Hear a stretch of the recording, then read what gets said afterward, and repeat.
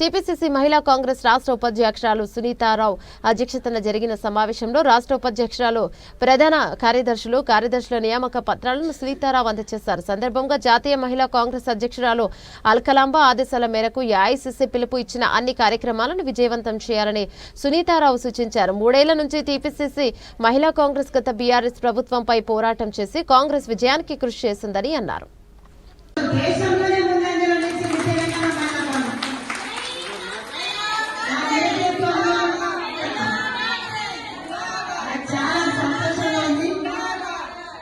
జిల్లా ప్రెసిడెంట్ కొంచెం private complete చేయని కారణంగా వాళ్ళ పదోన్నతి రాలేదు. 2-3 తక్కువ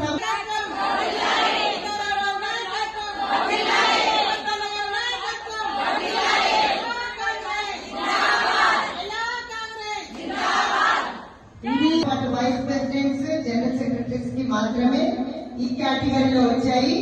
సెక్రటరీస్ కూడా వచ్చాయి, కానీ ఇంకా చాలా 100 ఓన్లీ ఫర్ స్టేట్ సెక్రటరీస్ కి.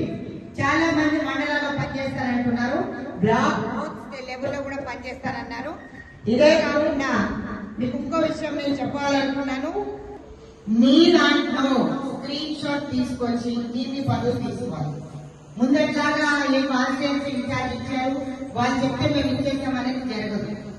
జిల్లా అధ్యక్షుల నేతృత్వంలో బ్లాక్ ప్రెసిడెంట్ డిక్లేర్ చేయడం జరుగుతుంది. సో చెల్లెమందరికీ గమనించాలి, ఎవరు జిల్లా అధ్యక్షురాలు నాకు తెలియకుండా ఆర్డర్స్ ఇవ్వడానికి వీలేదు. దయచేసి ప్లీజ్ నోట్, నేను ఇవన్నీ ఇన్స్పెక్షన్ కూడా నేషనల్ బాడీలో అబ్జర్వర్స్ అందరూ రాత్రి 11 గంటల వరకు కూడా అల్కలాంబ గారు ఒక్కొక్క సభ్యత్వం చెక్ చేశారు.